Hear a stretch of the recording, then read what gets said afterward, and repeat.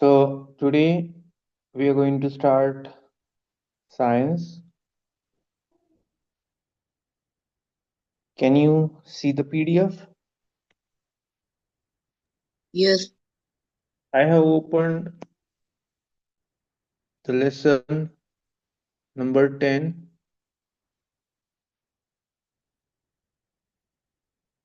respiration in organisms. Can you see that? yes, You have to, yes, you have to also open the same thing in your textbook, the same page, okay? yes. So respiration in organisms. What is respiration?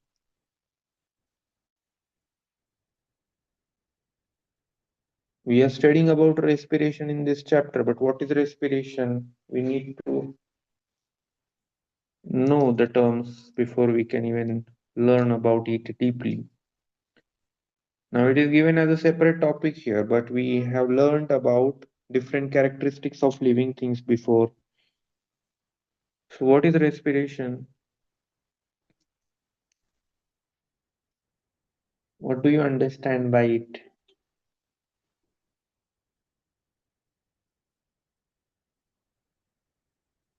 Which organ it is related to from our body, from a human body? Which organ is this respiration related to? It's a natural process. It's a characteristic of being a living Sir, organism. sir, I'm listening. your noise not properly listen.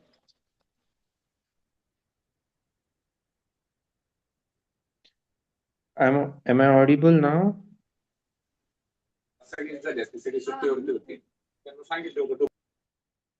Am I audible clearly?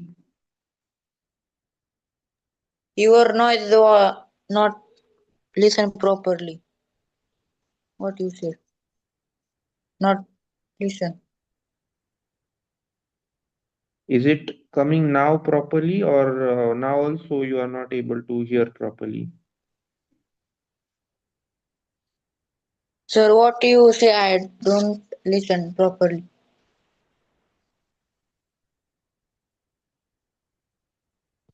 Now or before? Now,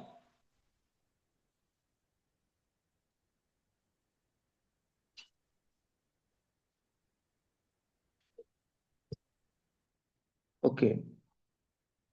Aryan, are you able to hear my voice? no. Yes, sir, clearly.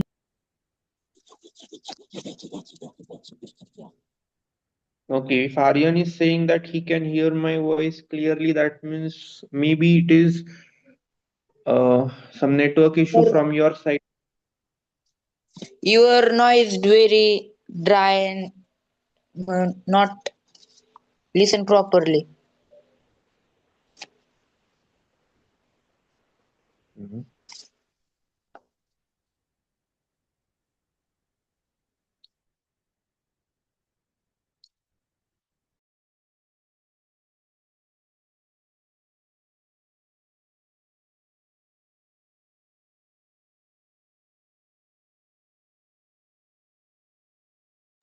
Sir, I leave meeting then again joined.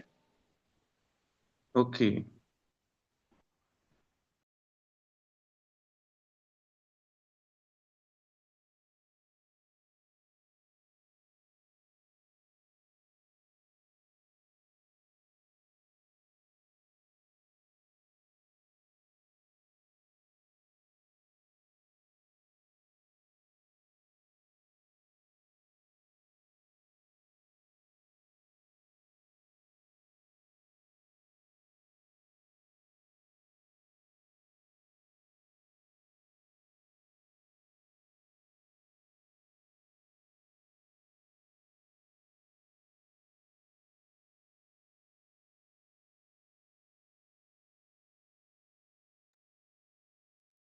Are you able to hear my voice clearly now? Yes. Okay.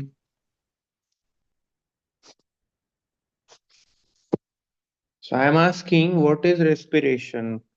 Which organ is responsible mainly for respiration from our human body? Which organ is mostly responsible for respiration?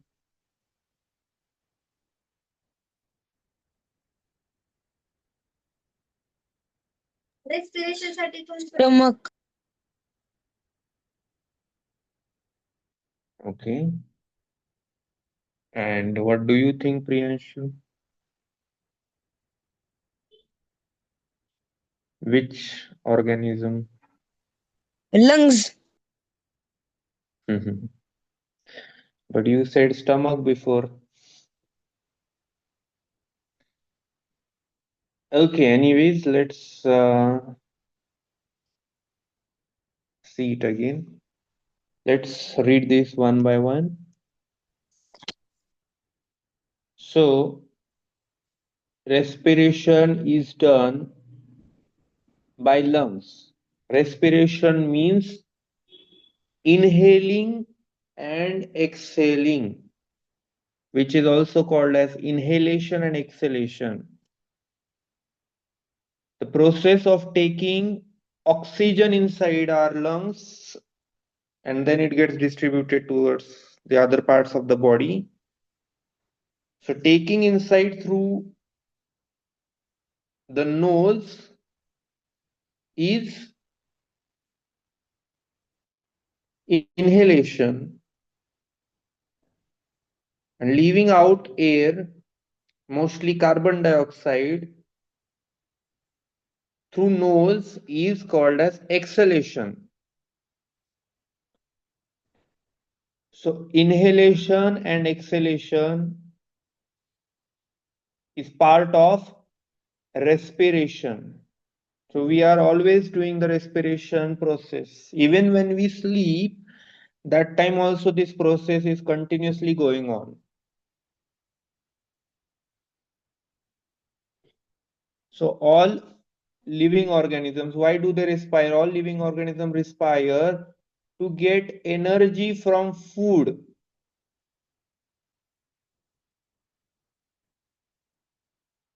So this is something little different that we are seeing. Breathing is a part of respiration, but breathing is not respiration. There are other things also in respiration. आपण जे श्वास घेतो, श्वास आत घेणे श्वास सोडणे हे नाकाने आपण जे करतो हे पण रेस्पिरेशन आहे, पण हे वरवरच आहे. मग ह्याला ब्रीदिंग म्हणतो आपण. आत श्वास घ्यायचा सोडायचा, श्वास घेणे सोड. It's a breathing process. But breathing is just a part of respiration. But all organisms respire to get energy from food. आता आपण जेवण नाही करत त्यावेळेस पण रेस्पिरेशन चालू असतं, ब्रीदिंग तर चालू असते आपली. बट ब्रीदिंग हीच रेस्पिरेशन आहे असं नाहीये. तर आपण अजून डीप मध्ये त्याचा अभ्यास 7th स्टँडर्ड मध्ये करणार आहे. So all living organisms respire to get energy from food.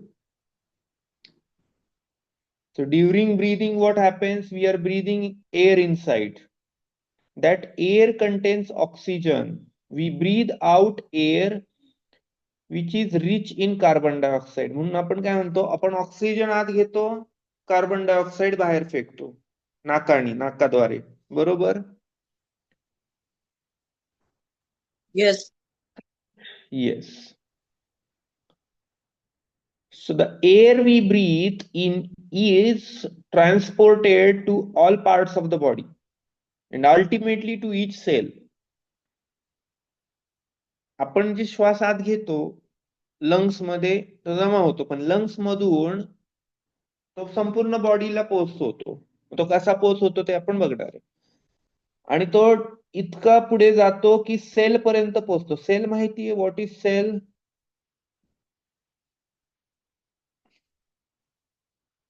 Do you know what is cell? If you don't know, you can tell me. I will explain. Don't waste time in that. Do you know what is cell in body? Yes. Okay, what is a cell?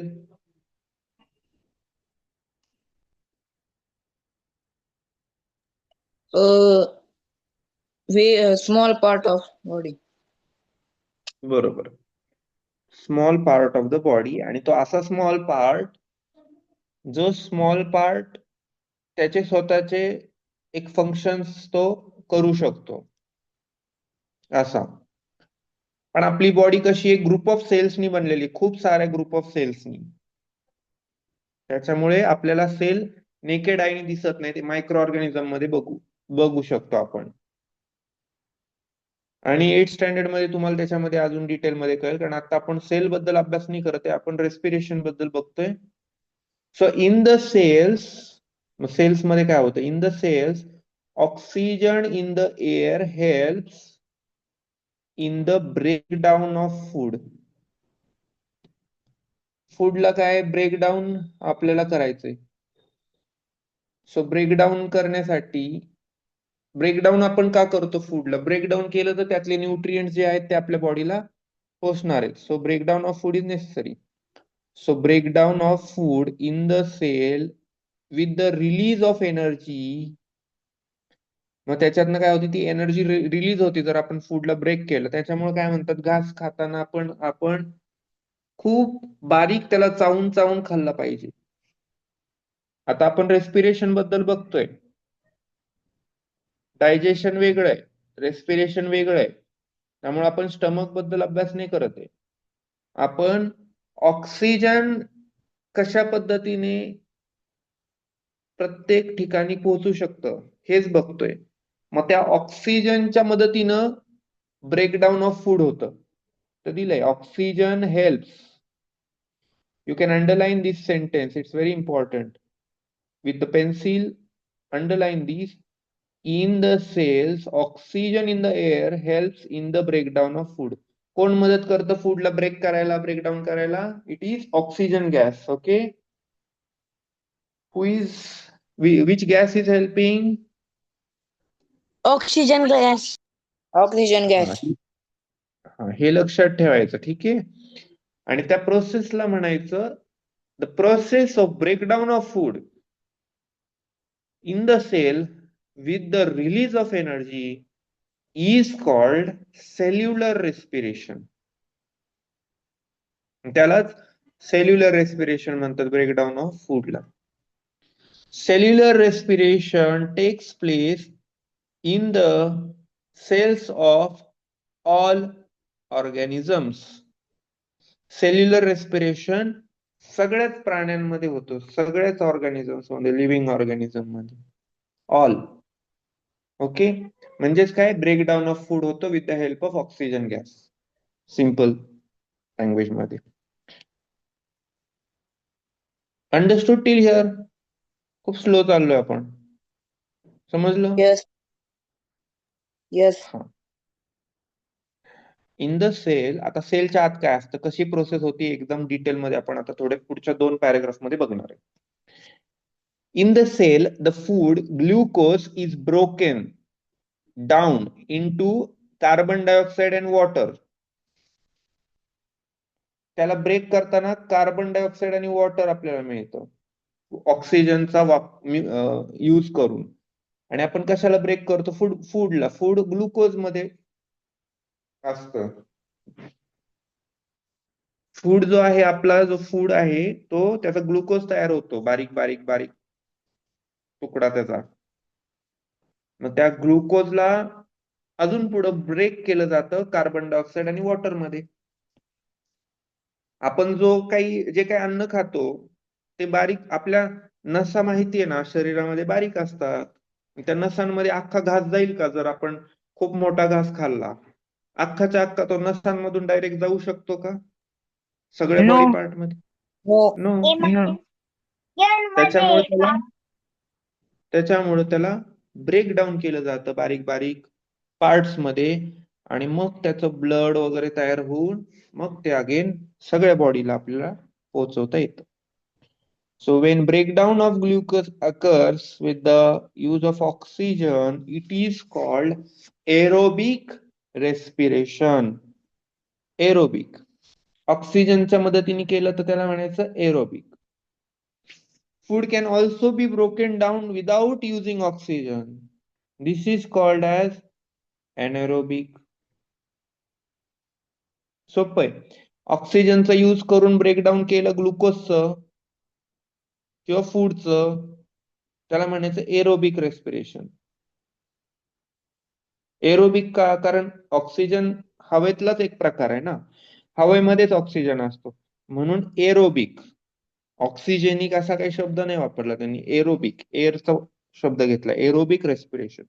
आणि when there is no oxygen then it is called as anaerobic. Spelling नीट लक्ष द्यायचं. Spelling काय? AEROBIC. नुसतं आपण air लिहितो तेव्हा spelling काय असते एअरची? AIR. इथं काय एरोबिक मध्ये AEROBIC. डिफरंट स्पेलिंग आहे थोडीशी. Aerobic. Okay.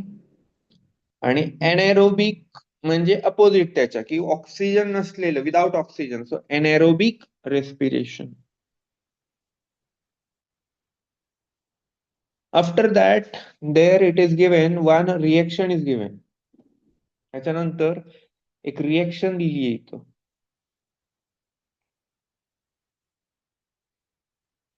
I have made a box over here.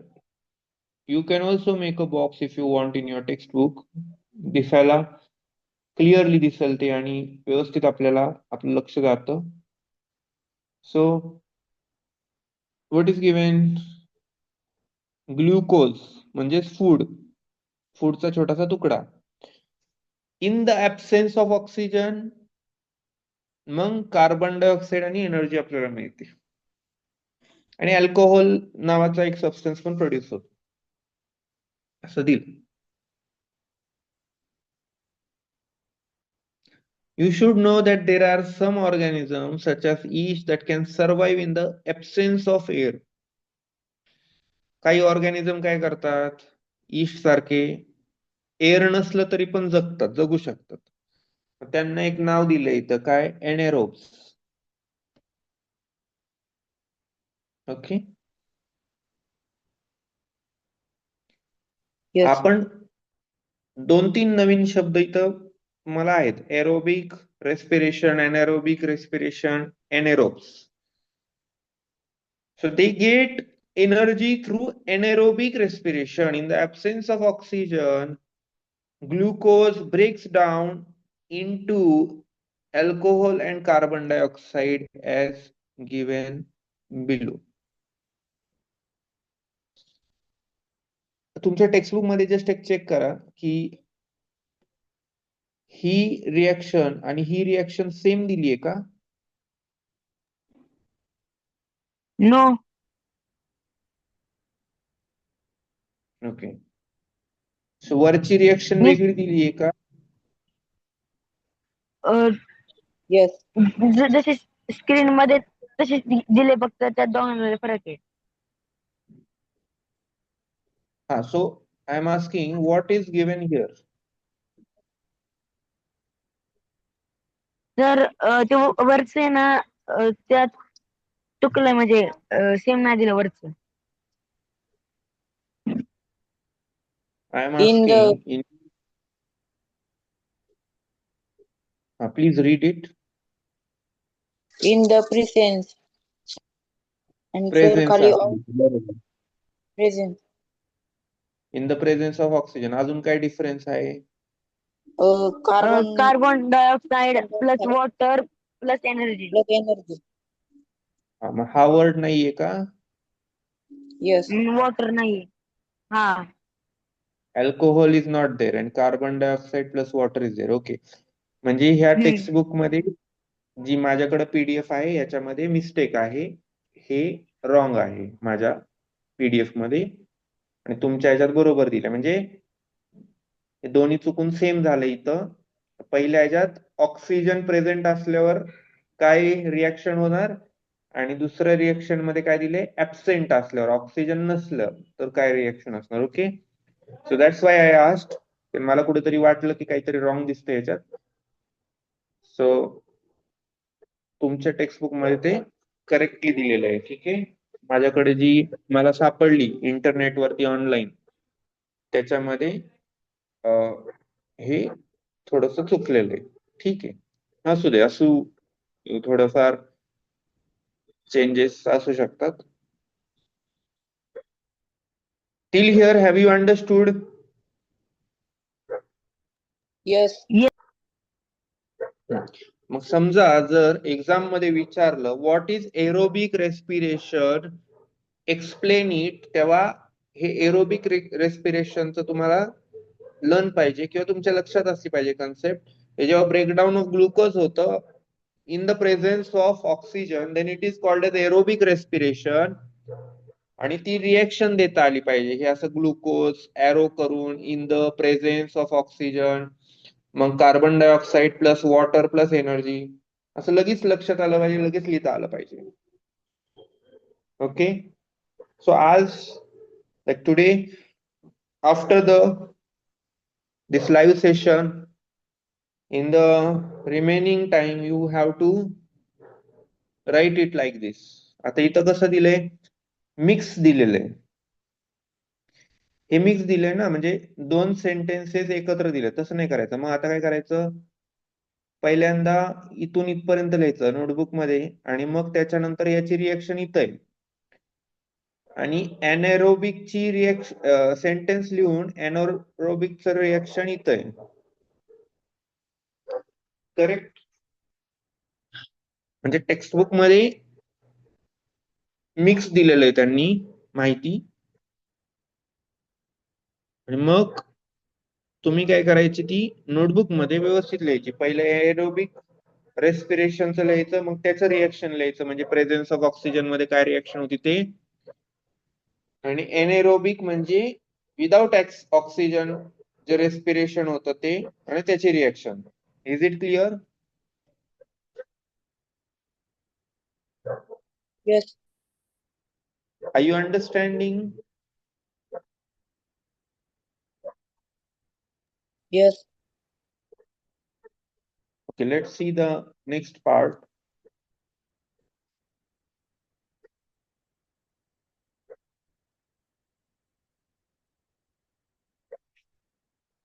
Now, one more reaction is given here. Our muscle cells can also respire anaerobically, but only for a short period of time. आपले muscle cells पण काय करतात, respire करतात anaerobically, but थोड्या वेळासाठी, जेव्हा ऑक्सिजनची कमतरता असेल. So when a person is running, as you can see that person is running करताना काय होतं, ऑक्सिजन सप्लाय खूप जास्त लागतो आपल्याला. आपण त्याला काय म्हणतो, आपण धापा लागले, धापा टाकतोय आपण किंवा धापा लागतोय. Are you able to hear my voice? Yes. Okay, so धापा लागतात आपल्याला, धापा आपण टाकतो जेव्हा आपण खूप जोरात पळतोय फास्ट मध्ये. त्यावेळेस काय होतं, ऑक्सिजन आपल्याला जास्त लागतं आणि तेवढं ऑक्सिजन जर आपल्याला नसेल मिळत, त्यावेळेस काय होतं, विदाऊट ऑक्सिजन पण मसल सेल्सला ती एनर्जी पोहोचवली जाते. सो ग्लुकोज म्हणजे फूड मधून मिळालेलं glucose in the absence of oxygen, lactic acid plus energy, असं त्याचे रिॲक्शन होणार. लॅक्टिक ऍसिड तिथं तयार होते जेव्हा glucose in the absence of oxygen पोहोचवलं जातं. मग त्यांनी काही काही ऍक्टिव्हिटीज दिलेले आहेत, की सायकलिंग आहे, वॉकिंग आहे, हेवी लिफ्टिंग आहे, हेवी वेट लिफ्टिंग. त्यावेळेस demand for energy is hi, energy खूप लागती आणि सप्लाय ऑक्सिजनचा कमी असतो अशा वेळेस. त्यावेळेस बॉडी काय करते, अशा प्रकारे लॅक्टिक ऍसिड आणि एनर्जी च्या माध्यमातून आपल्याला प्रोव्हाइड करते. इथं पॅरेग्राफ मध्ये पण माहिती दिली, the partial breakdown of glucose produces lactic acid. Lactic acid produce केलं जातं आणि जास्त लॅक्टिक ऍसिड झाली आपल्या शरीरात तर मसल क्रॅम्प्स आपल्याला होतात. थोडासा आपल्याला मसल मध्ये त्रास होतो. ओके. त्यावेळेस काय करायचं त्यांनी सांगितले, असा काही क्रॅम्प आला तर गरम पाण्यामध्ये थोडस शेक करायचं किंवा मसाज करायचं. हे पण त्यांनी इथं टेक्स्टबुक मध्ये दिलेलं आहे. Understood. You can underline this sentence also. The accumulation of lactic acid, हे दोन सेंटेन्स इथून द पार्शियल ब्रेकडाऊन पासून underline this, it is important.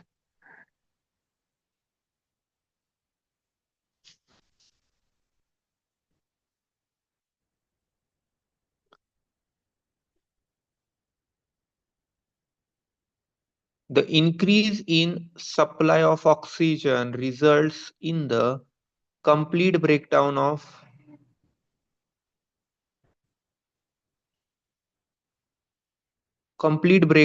lactic acid into carbon dioxide and water.